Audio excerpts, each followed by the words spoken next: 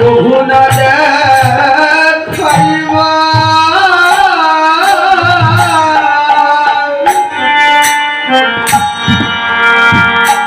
সেই লীলা প্রভু মনে প্রভু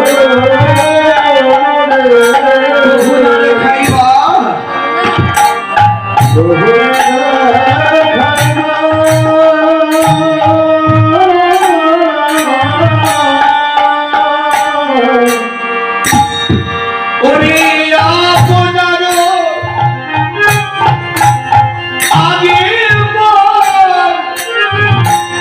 শরীর পারিবা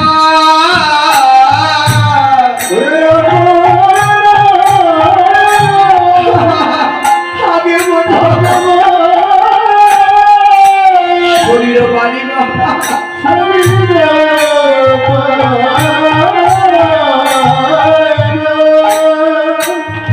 প্রভুকে তোমার আগে যেন আমি যেতে পারি আমি যেতে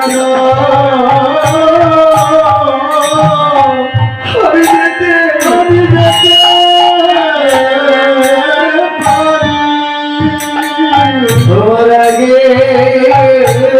যেন আমি যেতে পারি একেবারে কৃপা করো প্রাণের গৌর হরি তোমার আগে যেন আমি যেতে পারি আমার কৃপা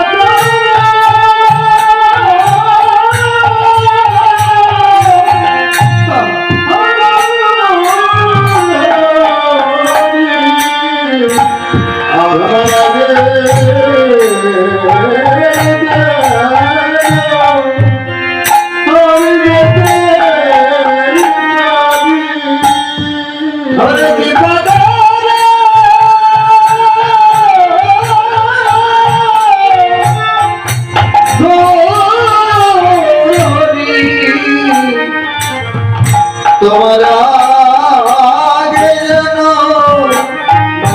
আমি যেতে পারি। তখন মহাপ্রভু বললেন, হরিদাস এমন কি চাইছো তুমি? হরিদাস তুমি জানো প্রতিদিন আমি সমুদ্র থেকে স্নান করে আগে তোমার কাছে এসে তোমায় আগে দর্শন করি। তুমি তো নামে বিভোর হয়ে থাকো, তুমি তো দেখো না কেন দর্শন করি জানো হরিদাস?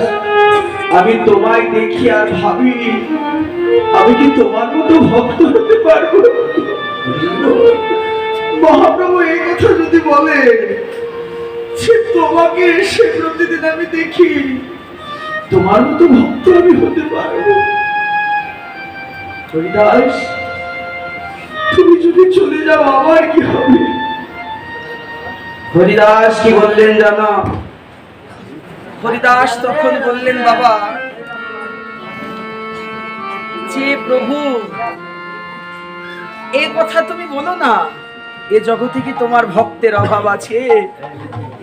স্বরূপ দামোদর, রায় রামানন্দ, শিবানন্দ সেন, কত ভক্ত তোমার। এত ভক্তের মধ্যে আমি যদি মরে যাই তাতে কি হবে প্রভু?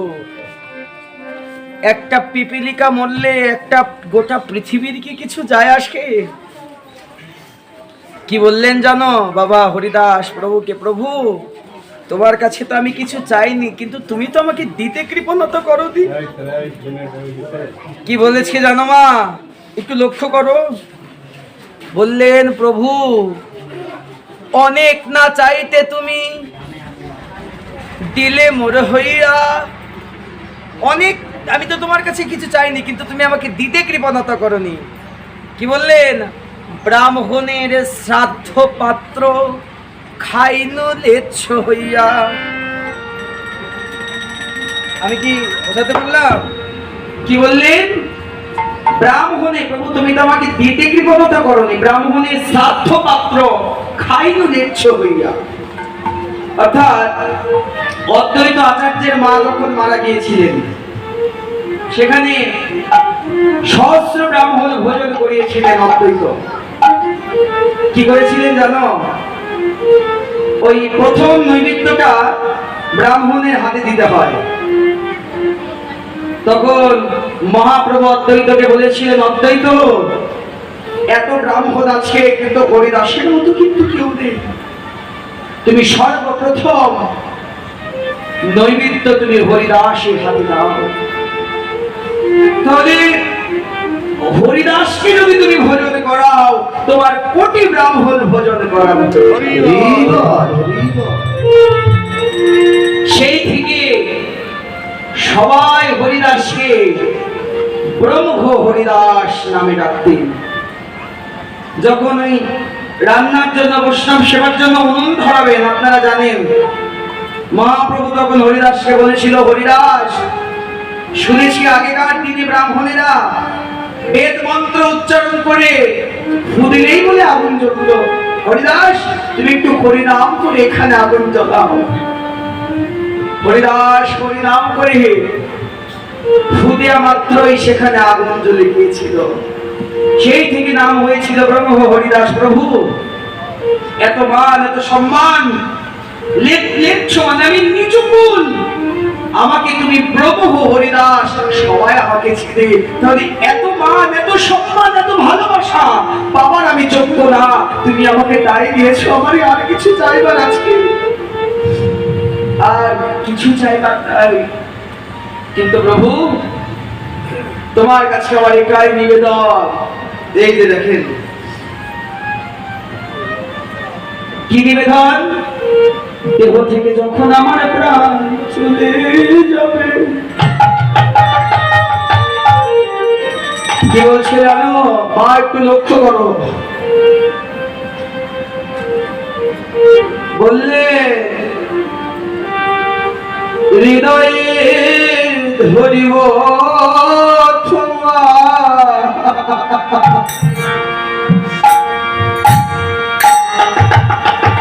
যুগল চর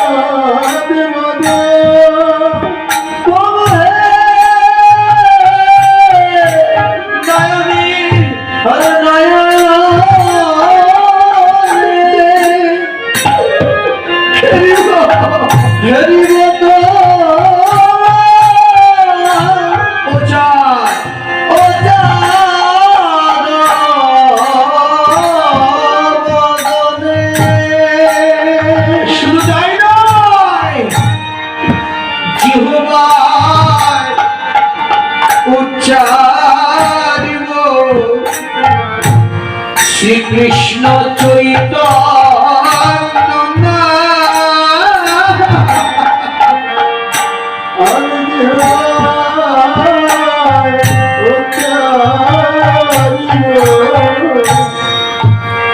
শ্রীকৃষ্ণ চৈতন্য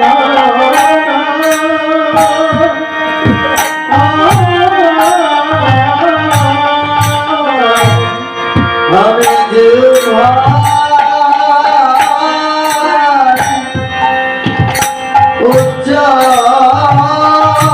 উচ্চারিব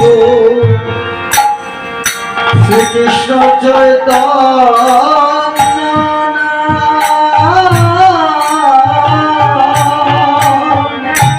ওরে এই মতো মন ইচ্ছায় আমি ত্যাগিব পরা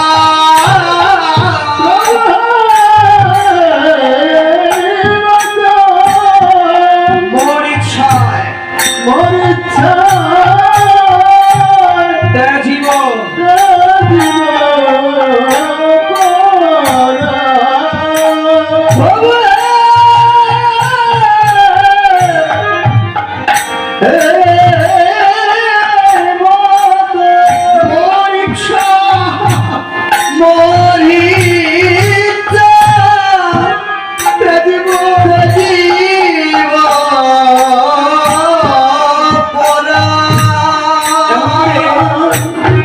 যখন হরিদাস চাইছে মাথা নিচু করে বলছিল তো, যখন মাথা দিয়ে নিচু করলো দেখলো মহাপ্রভু সেখানে নাই।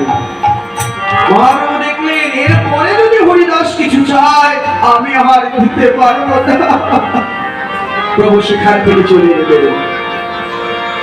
পরের দিন মহাপ্রভু হরিদাসের কাছে এসে বললেন, হরিদাস তুমি কি তোমার সিদ্ধান্ত কিছুটা পাল্টালে?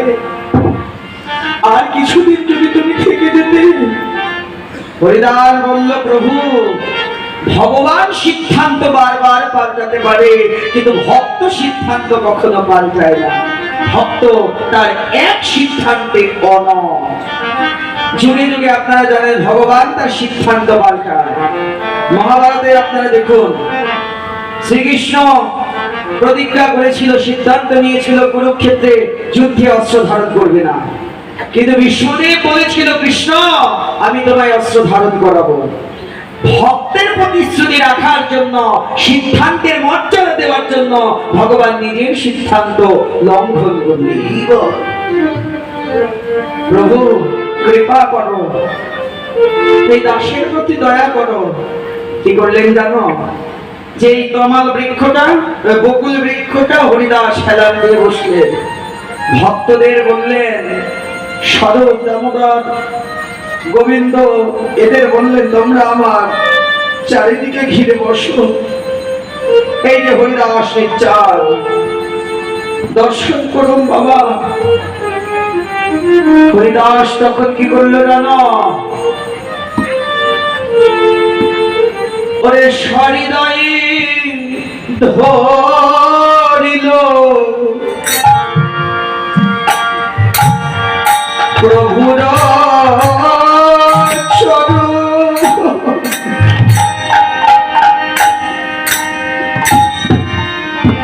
হৃদয়, অর্থাৎ আপনার সম্মুখে মহাপ্রভু মশাইলা নিজ নেত্র দুই ভৃঙ্গ প্রভুর মুখপত্র দিলা। ভৃঙ্গ মানে কি? ভৃঙ্গ মানে কি? ভ্রমণ। মৌমাছি কালো থাকে না, চোখের মণিটা কালো, ওই মণিটা মৌমাছির মতো তো। মহাপ্রভুকে সম্মুখে বসালেন হরিদাস, আর এই দুই ভৃঙ্গ একই নেত্র, নিজ নেত্র দুই ভৃঙ্গ মহাপ্রভুর মুখপত্রে দিলা। আর বলল, ওরে আমার নয়ন ভৃঙ্গ, প্রাণ ভরে কোন মুখপত্র মধু পান করে আইরে। আর এই দেহে তৃষ্ণা তাকে আছে একেবারে দুই ভৃঙ্গ। আর কি করলে কেন? হৃদয়ে ধরিল প্রভুর চরণ।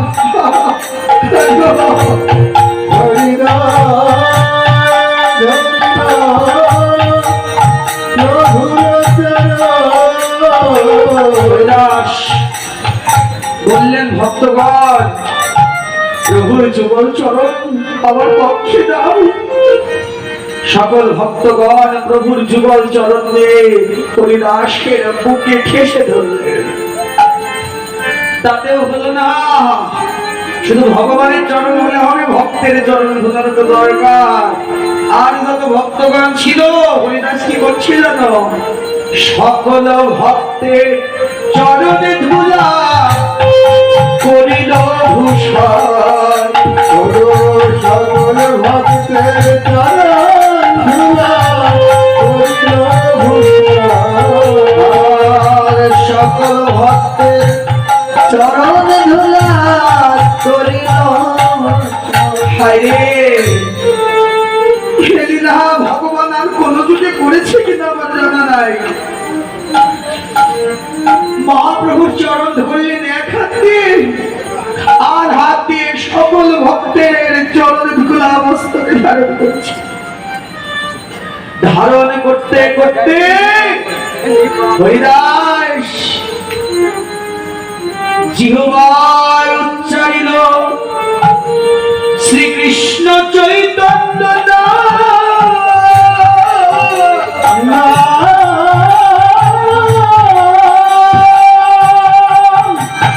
নাম লইতে লইতে হরিদাসের চলে গেল প্রাণ।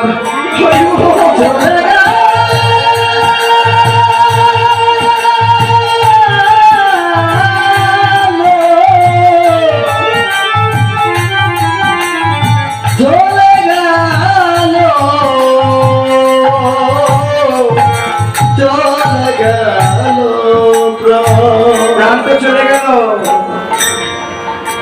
প্রাণে চলে যখন গেল চলে, হরিদাসের দেখে আর প্রাণ নেই। এমন মৃত্যু কয়দিনের হয়? প্রভু তো চরণ দিয়েই রেখেছে, প্রভুর ভাবটা অন্যরকম হয়ে গেছে। শারদ দামোদর বলছে, ননিমাই তুমি কার বুকে চরণ দিয়ে রেখেছো? কি আর আছে নাকি? ও তো কখন ওর বাড়ি চলে গেছে। মহাপ্রভু ও আমার হরিদাস কই? কি করলে জানো? হরিদাসের তনু খানি কোলেতে লইয়া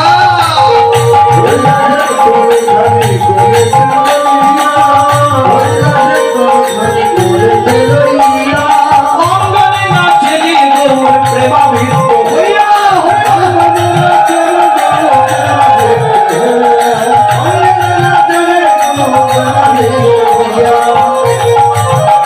আমার নাচে আমার বিশ্বম্ভর,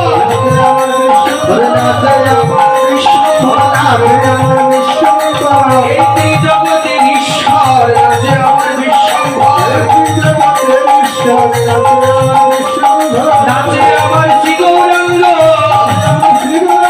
নাচে আমার শ্রীগৌরাঙ্গ, হরিদাসের দেহ লইয়া নাচে আমার শ্রীগৌরাঙ্গ।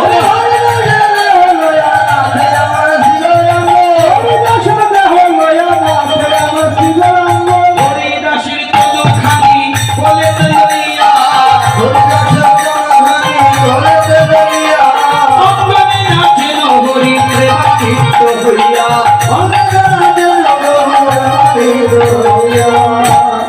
বাবা, এমন লীলা এ তো শ্রবণ করলে জীবনে যত পাপ আছে অন্তরে, যত কিছু আছে থাকে না। আমার মহাপ্রভু নাচছেন হরিদাসের দেবলে, আর বলছে ওগো কোনদিন হরিদাস থাকতে তো আমার হরিদাসের সঙ্গে নাচতে পারে, এই কারণে আজকে হরিদাসকে নিয়ে আমি নাচছি। ভক্তগণ তোমরা সবাই হরিদাসের জয় দাও। সবাই বলছেন জয় জয় হরিদাস, জয় হরিদাস, জয় হরিদাস, জয় হরিদাস, জয় হরিদাস। সবাই বলুন তুমি হরিধ্বনি।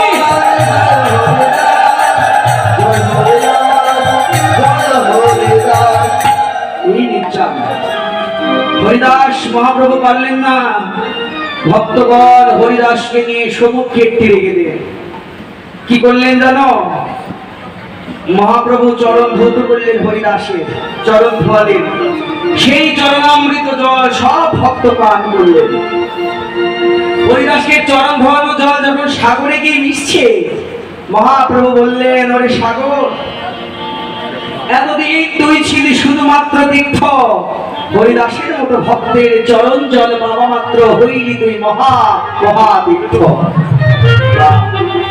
তখন নিজে প্রভু আদর করলেন, সমাধি নেমে তো হরিদাসকে বসিয়েছেন, বলতে কণ্ঠ রুদ্ধ হয়ে যায়, বাবা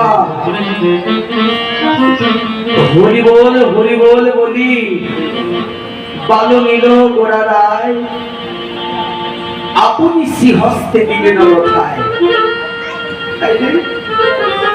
বালু নিয়ে দিচ্ছেন সমাধিতে বালু দিতে দিতে যখন কণ্ঠ পর্যন্ত বালু দিয়েছে, হরিদাসের চার বদল খানা ফুটে উঠেছে। প্রভু কেঁদে কেঁদে বলছে, ও গোবিন্দ, সে বদলে আমাকে প্রতিদিন কত লক্ষ বার দাম শোনাতো, আমি সে বদলে কেমন করে বাঁচে দেব তোমরাই বলো। দেখলেন মহাপ্রভু কেমন যেন হয়ে যাচ্ছে। মহাপ্রভুকে ধরে নিয়ে ভক্তরা নিয়ে গিয়ে পরে সমাধি সম্পন্ন করলেন। তারপর মহাপ্রভু নিজে ভিক্ষা করে হরিদাসের, আপনারা জানেন যে কি করেছিলেন, হরিদাসের মহোৎসব করেছিলেন। এই কারণে বললেন, হরিদাসকে নির্জানে যে করে শ্রবণ, অন্তিমে পাইনি তাই গৌরাঙ্গের চরণ, রূপ রঘুনাথ পদে যারা আস, চৈতন্য চরিতামৃত কহে কৃষ্ণ দাস। যাই হোক, ভক্ত বললেন ভগবানকে ভালোবাসতে হবে। হরিদাস যেমন করে ভালোবেসেছিলেন, তার 1 লক্ষ ভাবে 1 ভাগ যদি আমাদের অন্তরে থাকে, তাতেই ভগবানকে পাবো। দাসকে গৌরের ভাবটা কেমন?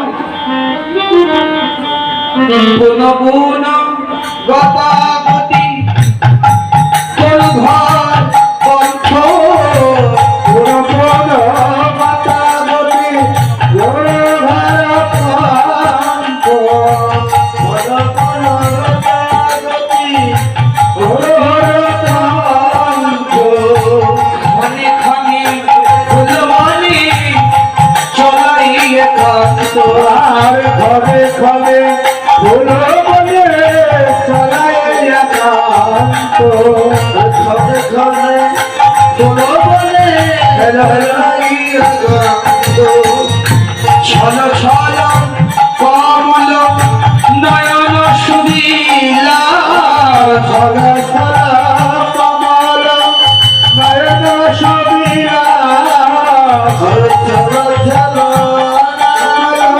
নয়ন সুধীলা, নম নম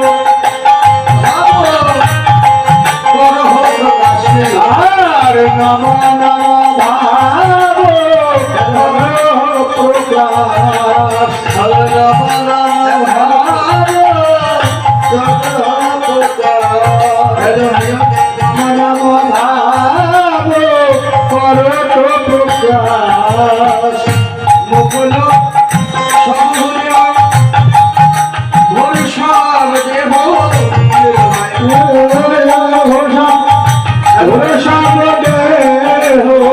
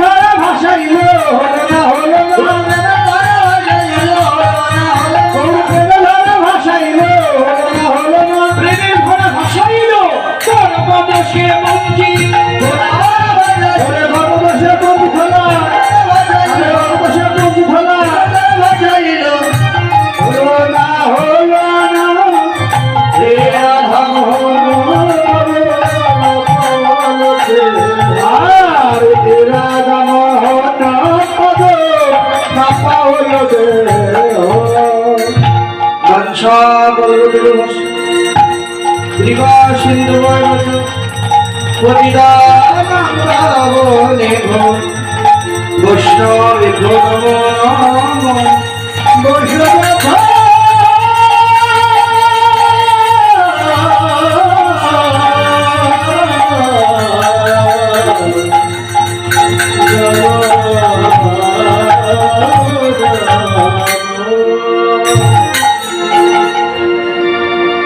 আমাদের লীলা স্মরণের বিষয় শ্রীমতী রাধারানীর পূর্বরা, যেহেতু আমাদের এখানে বহু পদ স্মরণ করতে হবে, এ কারণে আমরা সবাই রাধারানীর চরণে স্মরণ নিই।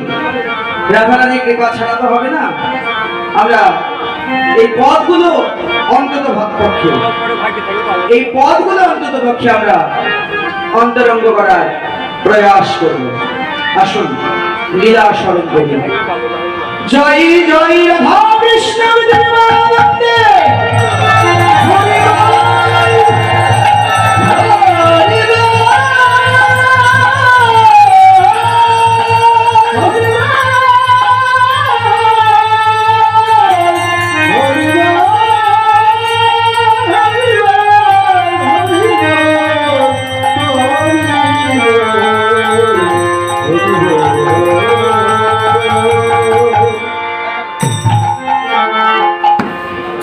আজকে রাধার পূর্বরাগ। আমি আগে একটু পূর্বরাগ সম্বন্ধে আলোচনা করেছি। শ্রীমতী রাধারানী তিনি গিয়েছিলেন গিরি গোবর্ধন তটে। সেখানে আমার গোবিন্দ শ্রীরাম সুবল আদি সখানি খেলা করছিলেন, গোচারণ করছিলেন। আমাদের এই যে ভগবানের লীলা হচ্ছে দুই প্রকার, এক হচ্ছে নৈমিত্তিক লীলা আর এক হচ্ছে নিত্য লীলা। নিত্য লীলার সঙ্গে নৈমিত্তিক লীলা যাবে না। নৈমিত্তিক লীলা কি আর নিত্য লীলা কি? নিত্য লীলা হচ্ছে যে লীলা গোবিন্দ একবার না বহুবার বৃন্দাবনে করেছেন, যেমন জাগরণ, গোষ্ঠ, সূর্য পূজা, উত্তরাগষ্ঠ, রূপানুরাগ, রূপ অভিষার, রাস কুঞ্জ ভঙ্গ, অলস কুঞ্জ ভঙ্গ, এই যে আটটি লীলা, এই আটটি লীলাকে শুধু নিত্য লীলা বলেছে। এর বাইরে যত লীলা, সকল লীলা হচ্ছে নৈমিত্তিক লীলা। নৈমিত্তিক লীলা কাকে বলে? যে লীলা ভগবান একবার করেছিলেন, মানে নিত্য লীলা বহুবার আর নৈমিত্তিক লীলা একবার বৃন্দাবনে করেছিলেন। তার মধ্যে অনেক, এই যে আপনার আজকে পূর্বরাগ পর্যায়ে সারাদিন শুধু পূর্বরাগ, রাধার পূর্বরাগ, কৃষ্ণের পূর্বরাগ, তারপরে আবার রূপানুরাগও দিয়েছে দেখলাম, আবার আগামীকাল দেখলাম নিত্য লীলা দিয়েছে, পরশুদিন আবার আপনার মান পর্যায়ে। এই মান হচ্ছে অষ্টনায়িকা, মানের আবার বহুত প্রকার ভেদ আছে। গীত রত্নাবলীতে শ্রী বঙ্গবিহারী সাহা মানের ভাগ করেছিলেন, যেমন দুর্জয়মান, কলহন্তরিতা, খঞ্জিতা, বাসকসজ্জা, বিপ্রলব্ধা, উৎকণ্ঠিতা, এই সমস্ত হচ্ছে মানের অষ্টনায়িকা প্রকার ভেদ। এগুলোকে নৈমিত্তিক লীলা বলা চলে। তো যাই হোক, লীলা স্মরণে থাকুন, ভজনে থাকুন। শ্রীমতী রাধারানী যখন ওই রূপ দেখলেন, আর কি তার ভালো লাগে? মানে এর আগে কখনো গোবিন্দকে দেখে নাই। ওই যে একবার দেখেছিলেন আপনার নয়ন মুদে প্রথমবার, তখন তো ছোট শিশু ছিলেন, বুঝেছিল না, ছোট্ট। তারপরে এই প্রথমবার গোবিন্দকে দেখলেন। তার পরিচয় কি, কোথায় তার বাড়ি তা জানে না। ওই যে দেখেই আছে না, যে দেখে প্রথমে দর্শন, নয়নে নয়নে বান বরিশনে তাহাতে জন্মাইতি, অধরে অধরে কৃষ্ণ কথা আলাপনে তাহাতে জন্মাইতি, হিয়ায় হিয়ায় প্রেম আলিঙ্গনে তাহাতে জন্মাইতি। এর নাম হচ্ছে প্রীতি, অপর নাম ভালোবাসা। ভালোবাসা গাঢ় হয়ে রতি নাম হয়, প্রেম আখ্যা রতি নাম হয়, রতি গাঢ় হয়ে প্রেম আখ্যা হয়। প্রেমের ভাব মহাভাবে জানি, মহাভাবের মূরতি ভাব শ্রীমতী রাধা ঠাকুরানী। তাহলে বোঝা গেল যে ভাবের চরম পর্যায়ে আমার শ্রীমতী রাধা রানী। তা দর্শন, ভালোবাসার প্রথমেই তো দর্শন। বেশিছেন কেমন করে? একজনের প্রতি যদি ভালোবাসা আসে কেমন করে আসে? তাকে দেখেই আসে, তাকে দেখলাম দেখেই দেখবেন তাকে ভালোবেসে ফেললাম, আছে না? দেখেই আহারে কি অপরূপ। আর একবার যদি তাকে একটু দেখতে পারতাম, তার সঙ্গে যদি কথা বলতে পারতাম, তার নিকটে নিকটে যদি থাকতে পারতাম, এই যে অন্তরে যে অনুরাগ, এটাকেই মানে মিলনের পূর্বে যে ভালোবাসা ভাব আদান প্রদান, ওটাকেই অনুরাগ। আমি জানি না আমি কতটুকু বোঝাতে পারলাম। তো রাধারানী ভালো লাগছে না, ওই রূপ দেখেছি তো মনটা চঞ্চল। কেমন রাধারানী মনের দশা কেমন জানো? তার ভাবটা কেমন লক্ষ্য করো। ওরে ঘরের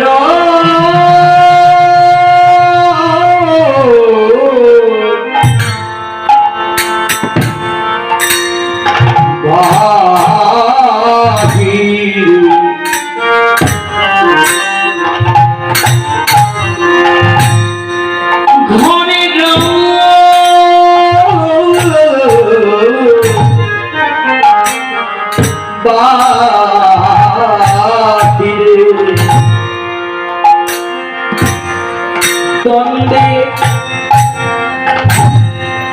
24 মিনিটে এক দ্বন্দ্ব, দ্বন্দ্বে শতবার বাররে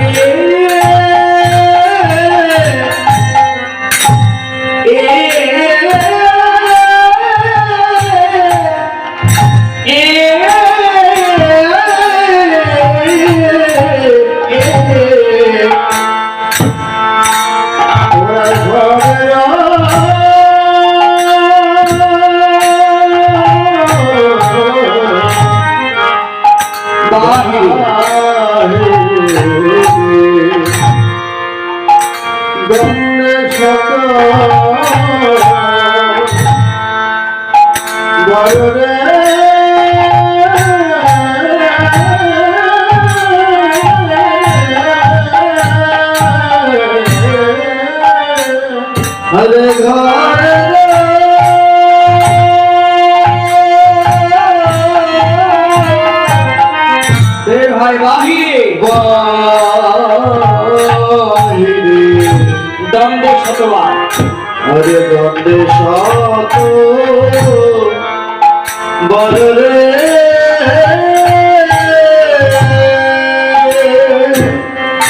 তিলে তিলে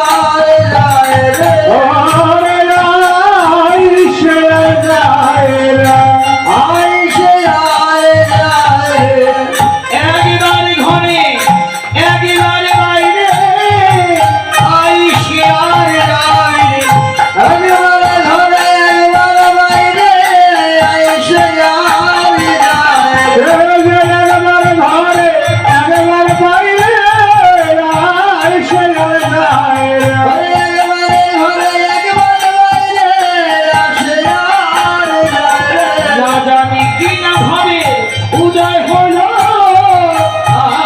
আই সে রাধারানী কি না ভাবে উদয় হলো সে আর যায় রে। রাধারানী কি না ভাবে উদয় হলো আই সে আর যায় রে। রাধারানী কি না ভাবে উদয় হলো সে আর যায় রে।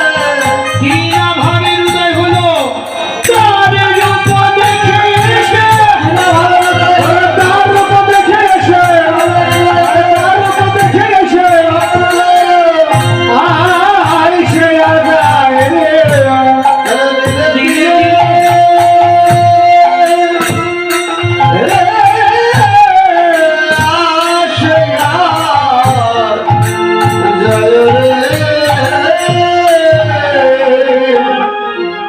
এই যে রাধারানী লক্ষ্য করলেন ঘরেরও বাহিরে দ্বন্দ্বে শতবার তীরে তীরে এসে যায়। আমরা জানি 24 মিনিটে হয় এক দ্বন্দ্ব। একবার একটু লক্ষ্য করুন, শতবারে কি 100, আর ঘরের ভিতর আর বাহিরে দ্বন্দ্বে শতবার, মানে মনটা এমনই চঞ্চল 100 বার এক দ্বন্দ্বে, এক দ্বন্দ্ব সময়ের মধ্যে রাধারানী 100 বার ঘরে ঢুকছেন, 100 বার ঘর থেকে বের হচ্ছেন। তাহলে রাধারানীর গতিটা কত দ্রুত। মনটা আমার দিকে একটু দাও, মনটা কতটা চঞ্চল লক্ষ্য করো। রাধারানী 100 বার ঘরে ঢুকছেন, 100 বার ঘর থেকে বের হচ্ছেন। তাহলে কি দেখে আসলেন না, তার মনের গতিটুকু কতখানি। এই যে শুধু তাই নয়, ওইটুক দেখে এসে রাধার মন উচাটন নিঃশ্বাস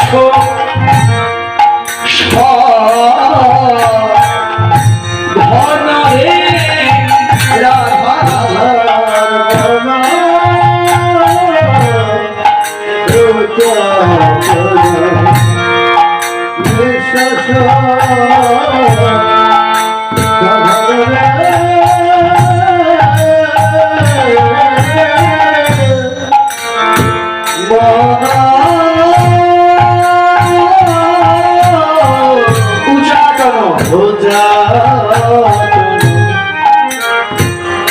নিঃশ্বাস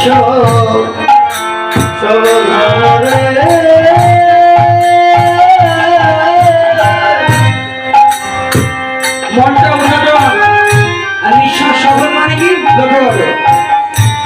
মানে নিঃশ্বাস আমাদের স্বাভাবিকভাবে এমন করে নেই। এই যে বাবা, এই যে কি বৈষ্ণব, আমরা যদি কোনো কিছু থেকে ভয় পাই, চমকে যায় কিংবা বিস্ময় হই, আমরা একটু তাড়াতাড়ি নিঃশ্বাস নিই না, এমন করে আমাদের নিঃশ্বাসটা ঘন ঘন বহে। বৈষ্ণব কবি বলেন এই যে রাধা নিঃশ্বাস ঘন বইছে কেন জানো? এই যে লক্ষ্য করো, যেন ঘন বহিছে, যেন ঘন বহিছে, যেন ঘন বহিছে। এই যে লক্ষ্য করো, ঘন বইছে নিঃশ্বাস, কেন বইছে জানো? অন্তরে ঘন সেবে উদয় হলো, ঘন বহিছে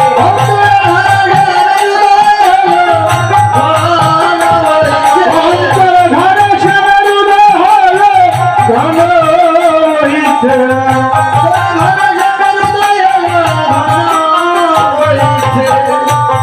এবার কদম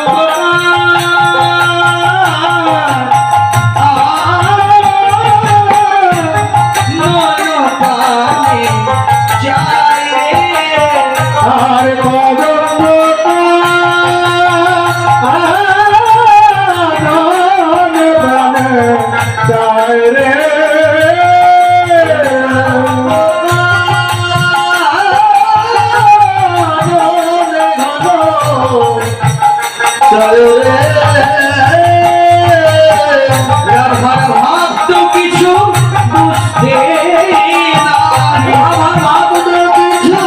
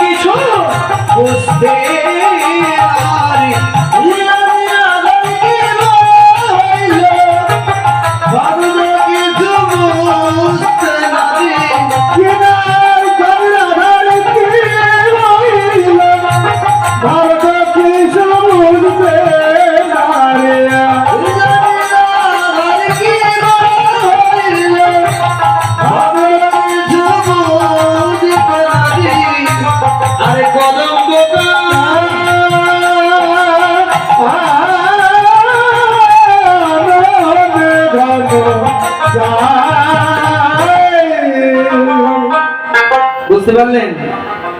মানে নিঃশ্বাস ঘন হয়েছে কেন? মনে হয় রাধার অন্তরে ঘন শ্যামের উদয় হয়েছে। গোবিন্দের আর এক নাম ঘন শ্যাম হয়েছেই তো, তাকে দেখে এসেই তো রাধারাজ এই দশা। একটু লক্ষ্য করুন কি চমৎকার রে বাবা। এই যে কদম্ব কাননে বারবার তাকাচ্ছে, নিঃশ্বাসটা সকল বইছে ঘন ঘন, পান অপান বায়ু ঘন বইছে, ঘন শ্যামের উদয় হয়েছে। আজকে রাধার যখন এমন দশা, বৈষ্ণব কবির ভালো লাগছে না। কেন আজকে রাধার এমন হলো? বৈষ্ণব কবি পদে লিখলেন, এই যে রাধা কেন পায় মন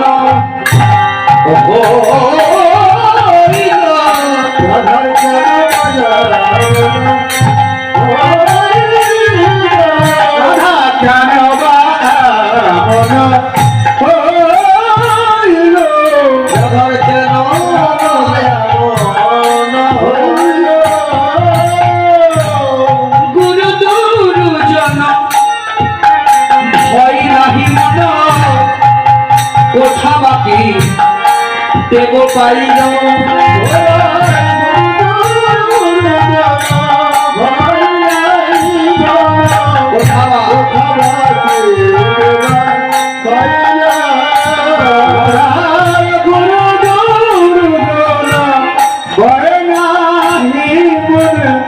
কোথা বাকি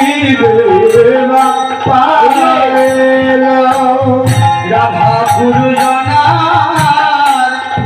ভয় করে না, ভয় করে না,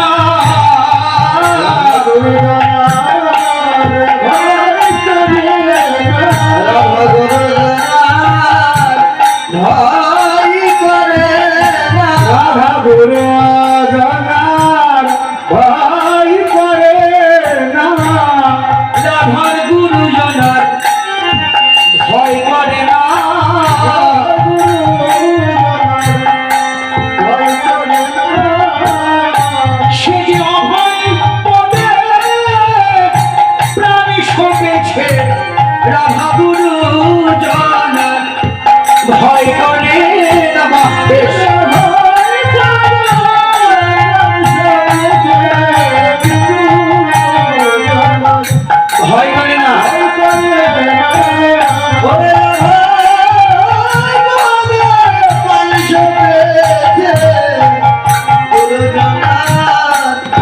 ভয় করে না, সে যে ভয় পদে প্রাণী শোনেছে, গুরুজনার ভয় করে না,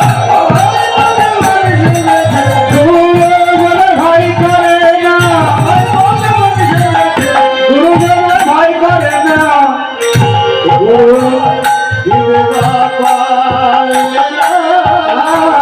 কোথা বাকি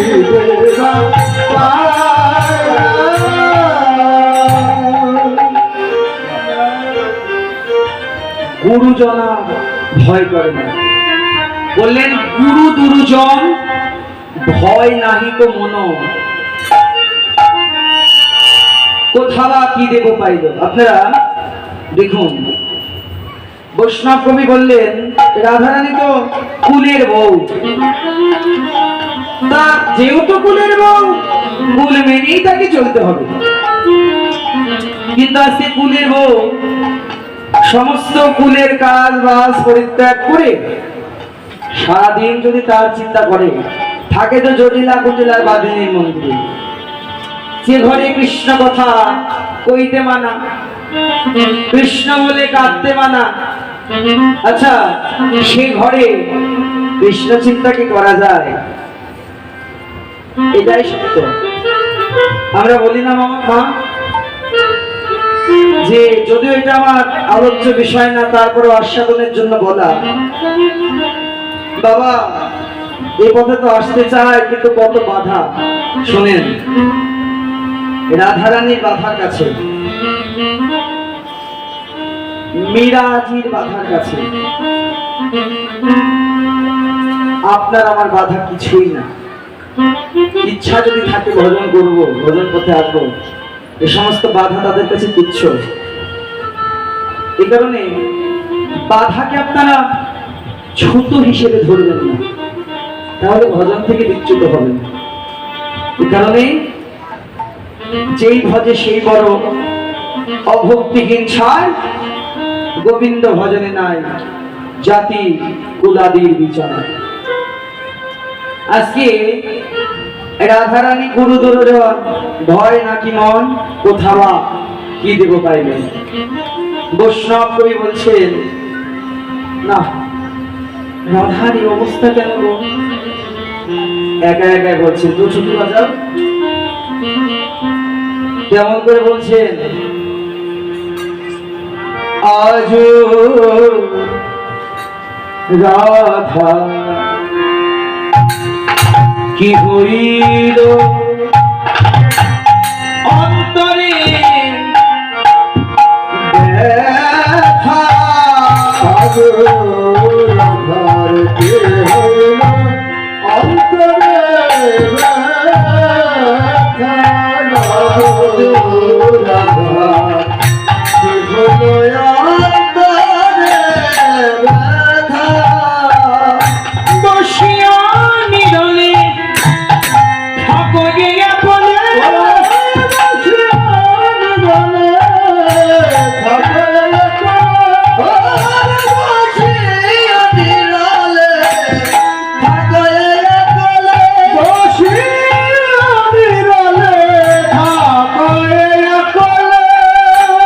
না শুনি কাহার কথা,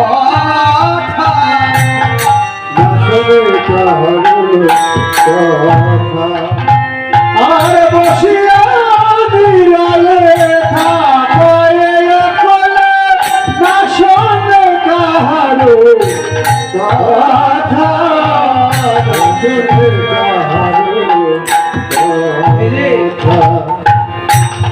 কারো কথা শুনে না রাধা, কথা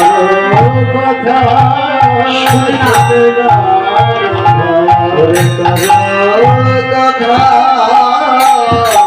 শুনে কারো কথা শুনে না রাধা, কারো শোনেও কথা বলে না রাধা, কারো কথা শুনে না রাধা, কারো শুনে কথা বলে না রাধা, কারো কথা শুনে না রাধা, কারো শোনে বলে না কথা, কারো কথা শুনে না রাধা, না শুনে কাহারো কথা।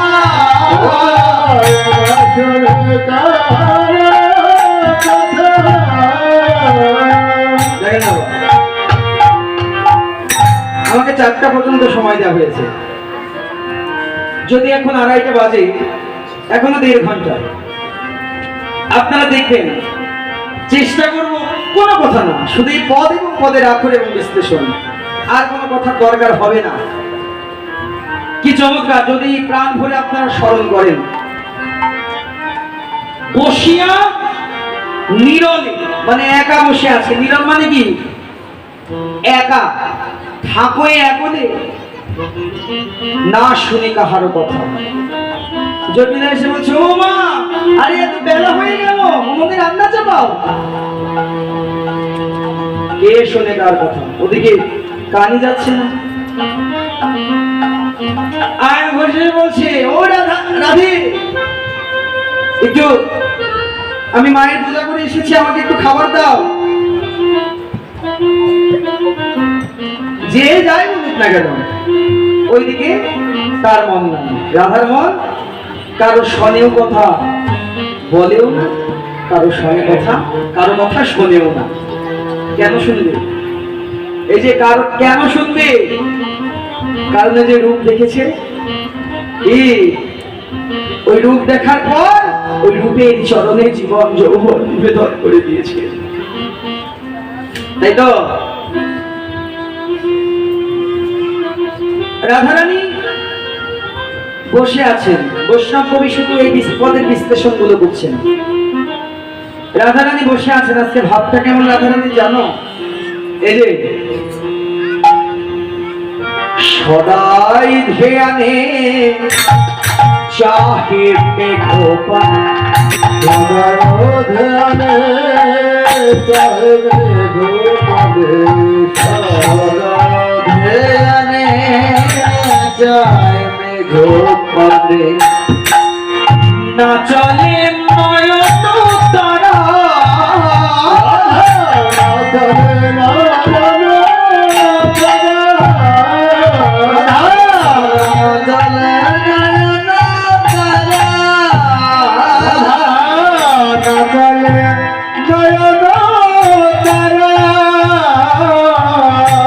বিরক্তি আহারে রাগাবাস করে,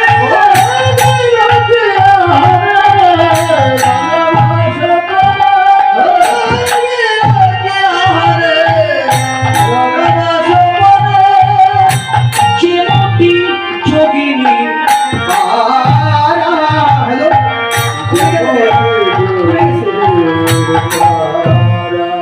বিরোধী বিরোধী আহারে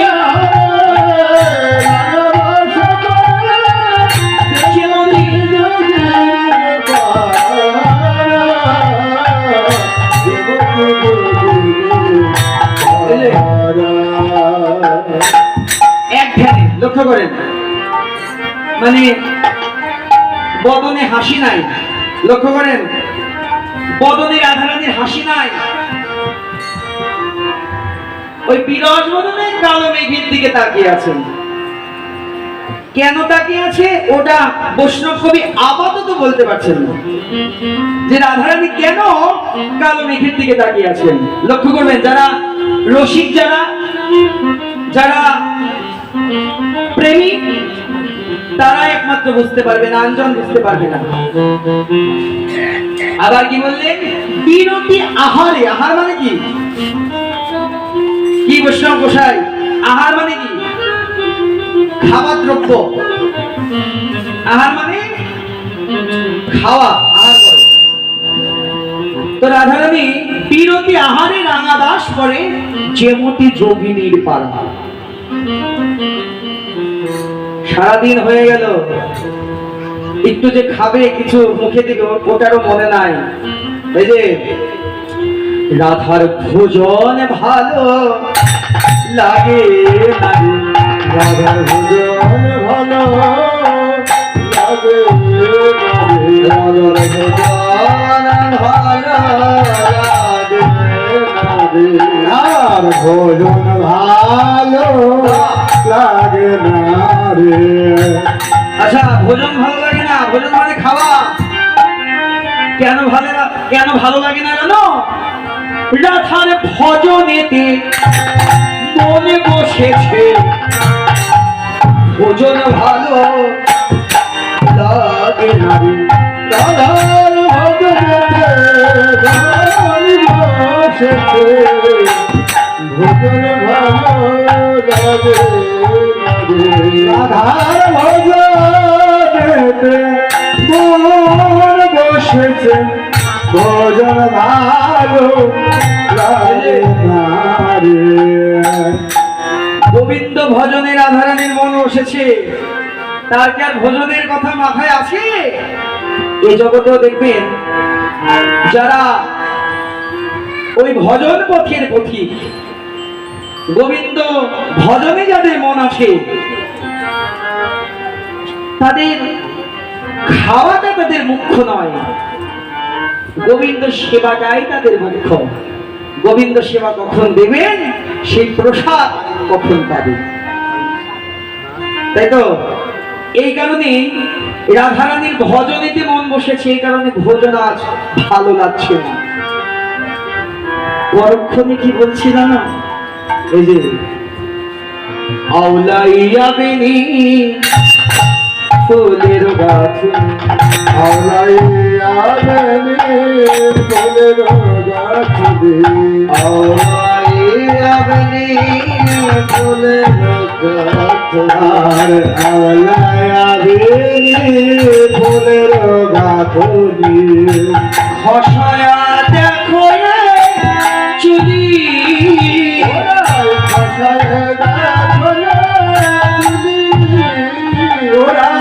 ভাষায় দেখায় চুলি,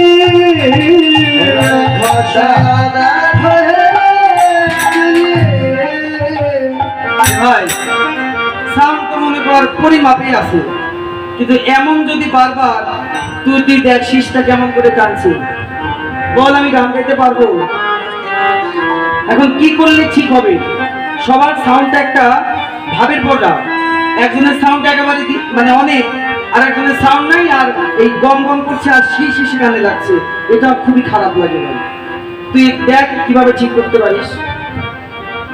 কি বলছেন রাধারানী আজ এই যে চুল খসাইয়া দেখো, এই চুল আওলাইয়া বেনি, রাধারানীর বেনি আছে না, বেনিটা খুললেন, বেনি খুলে নিজের চুল আপনাকে খুলে বারবার দেখে, আপনার কেশ ফুলে বারবার দেখে, আপনার কেশ খুলে বারবার দেখে, কালো যে কত ভালো লাগে, আপনার কেশ খুলে বারবার দেখে, কালো যে কত ভালো লাগে, আপনার কেশ ফুলে বারবার দেখে।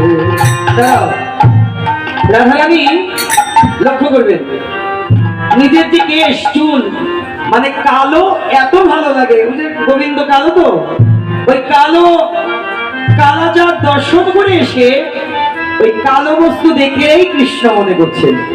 বাহ, নিজের চুলটা কেশটা বেদনটা খুলে বারবার সামনের দিকে নে বারবার দেখছেন, দেখে এই কেশকেই দেখেন অনুরাগ কাকে বলে, এই যে রাগ, এই চুলকেই গোবিন্দ মনে করেছেন, কালো গোবিন্দ মনে করে রাধা হৃদয় মাঝে জড়াই ধরে, রাধা হৃদয়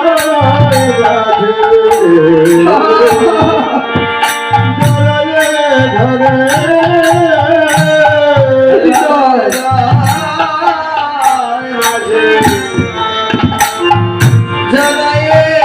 ধরে কৃষ্ণ গোবিন্দ ভুলে হৃদয় মাঝে জড়াই ধরে, কৃষ্ণ গোবিন্দ হৃদয়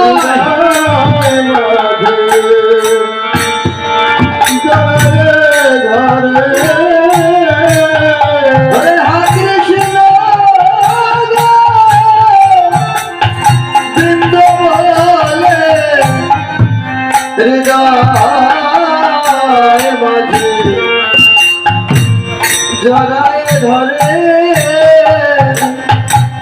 আমার হৃদয়ের ধর, আমার হৃদয়ে থেকো,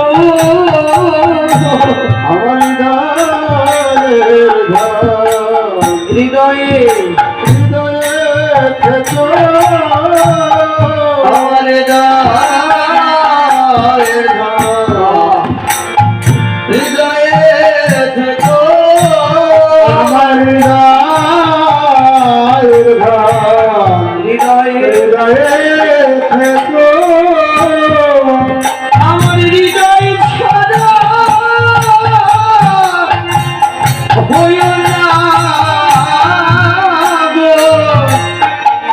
হৃদয়ের ধন হৃদয়ে থেকো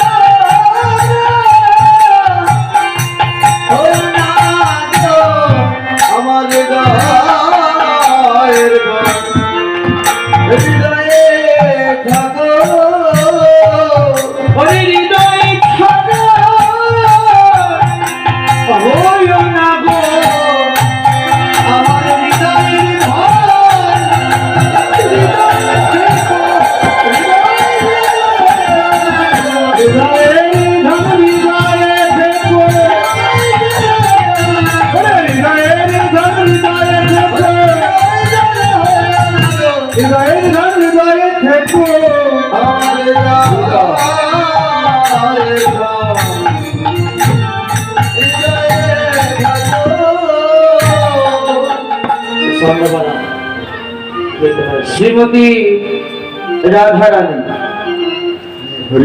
তিনি এই যে নিজের চুল আপন কেশকে গোবিন্দ মনে করে জড়িয়ে ধরেছে, বললেন বাবা জড়িয়ে ধরা দূরে থাকা, এই ভালোবাসা এই অনুভব কারা করতে পারে?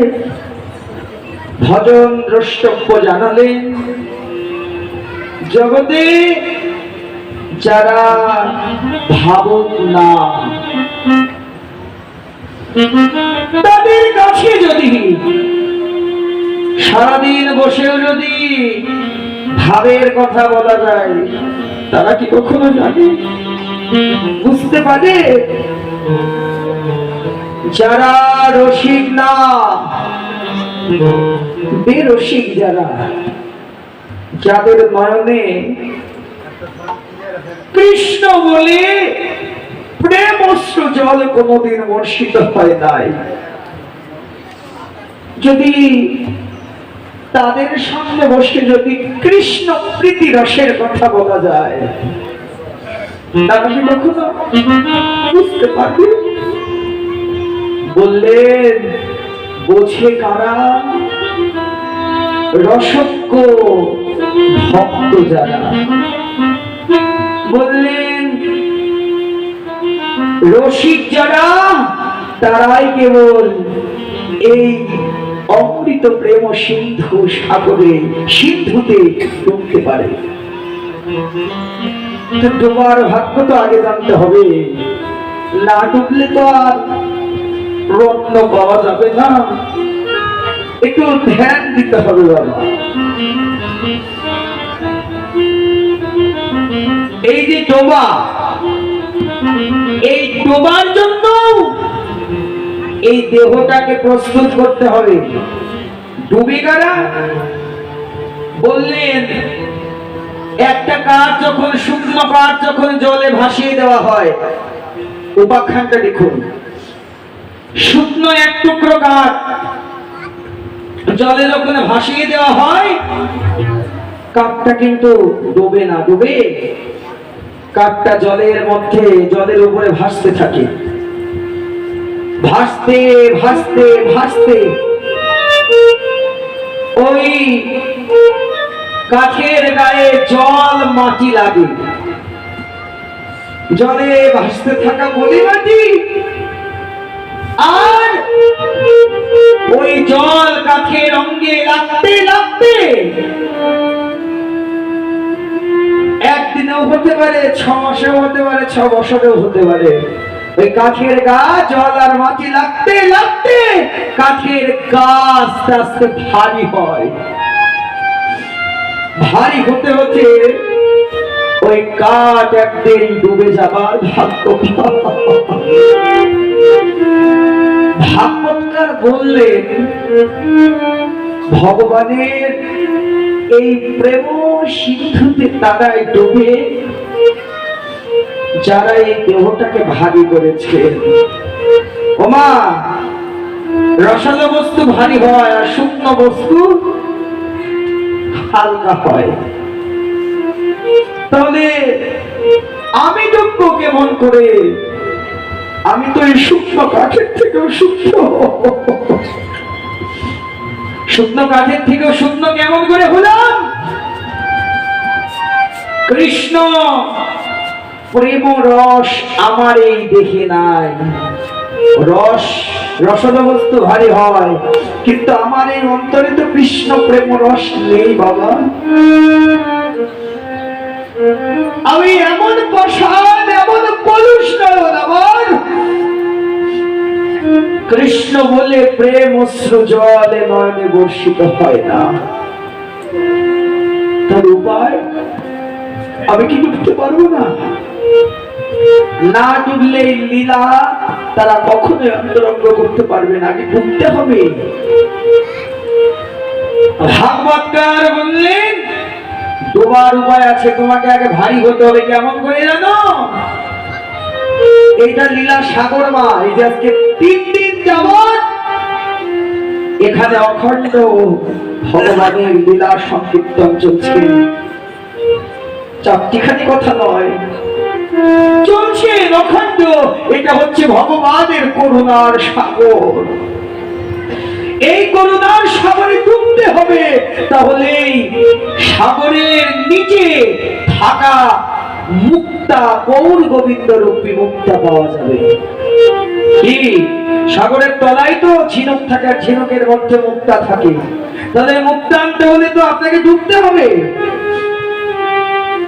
ডুবুরি যেমন প্রাণের মায়া ত্যাগ করে সাগরের তলদেশে ডুবে যায়, ঠিক আমাকেও ডুবতে হবে। এই সাগরে মুক্তা হচ্ছে আমার গৌর গোবিন্দ রূপী মুক্তা। ওই মুক্তা লাভ করতে হলে, ভগবানকে লাভ করতে হলে এই কৃপার সাগরে ডুবতে হবে। কেমন করে ডুববো? বললেন এই কাঠের মতো তোমার গায়েও জল আর মাটি লাগাতে হবে। কি বাবা? কোথায়? কোন জল? জল বাবা কোথায়? এই যে মহানন্দ নদী, এখান থেকে কলসি ভরে জল ঢাললাম গায়ে, আর বাড়ির উঠোন থেকে মাটি নিলে কি দেহ ভারী হবে? আর ওই জল আর ওই মাটিতে কি আর কৃষ্ণ কৃপা পাওয়া যাবে? উপাখ্যানটা দেখুন কি চমৎকার। জীবনের সঙ্গে মিলান আর অন্তরে গেঁথে দিন। বললেন আগে তোমাকে জল আর মাটি নির্বাচন করতে হবে। এই জল আর মাটিতে এই তো তোমার দেহটা ভারী হবে, তারপর ভগবানের করুণার সাগরে ডুবে যাবে। তত্ত্বদর্শী বললেন কোথায় জল কোথায় মাটি জানো? বললেন এখানেই জলে এখানেই মাটি। বললেন কোন জল কোন মাটি? বললেন ভক্তের চরণে ধুলো বলে মাটি। যদি একবার গায়ে লাগাতে পারি,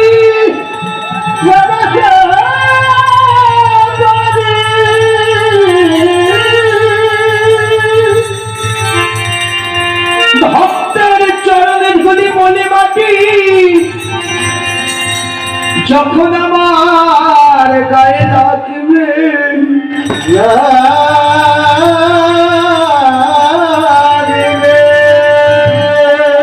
ওই চরণে ধুলার এমনই গুণ, যদি কোনো পাষণ্ডে বুকে ওই চরণে ধুলা লাগে,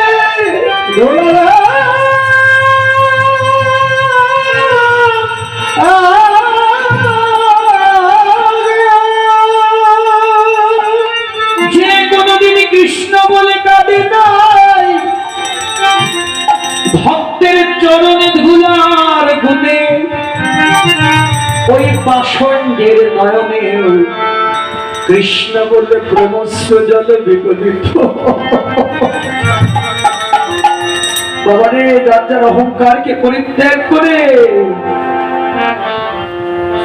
ভক্তের চরণ ধুলা মাটি যখন গায়ে লাগবে, এবার লাগবে জল। তখনই তো নয়ন দিয়ে অশ্রু যখন বিগলিত হবে, ওই প্রেম অশ্রু জলে নয়ন পথে গড়িয়ে এসে যখন বুকে লাগবে,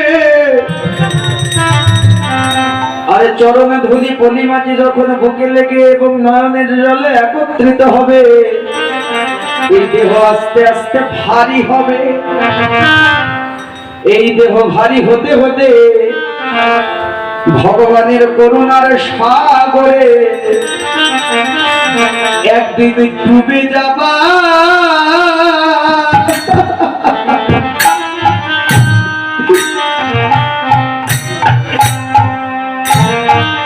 ভাগ্য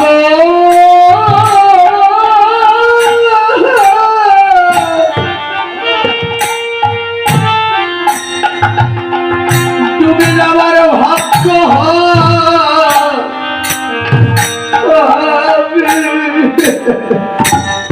আগে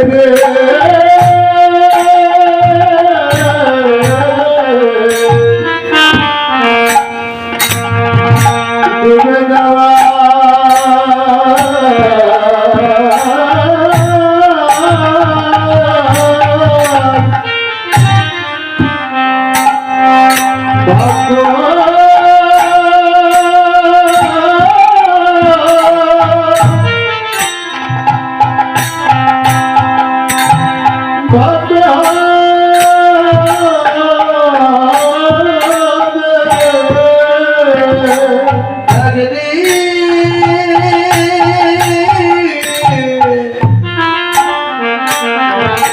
একদিন ডুবে যাবা,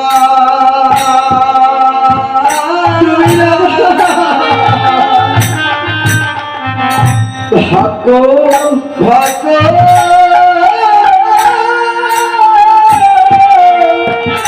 ভাগ্য ভাগ্য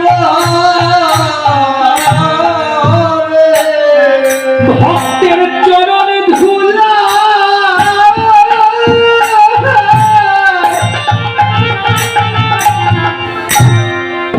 ভক্তের চরণে ধুলা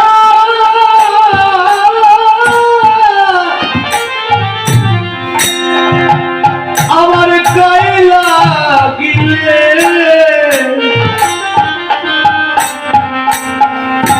এ দেহ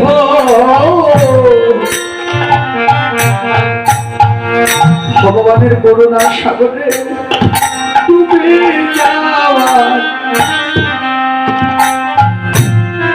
ভাগ্য হবে। ভক্তের চরণে ধুলা,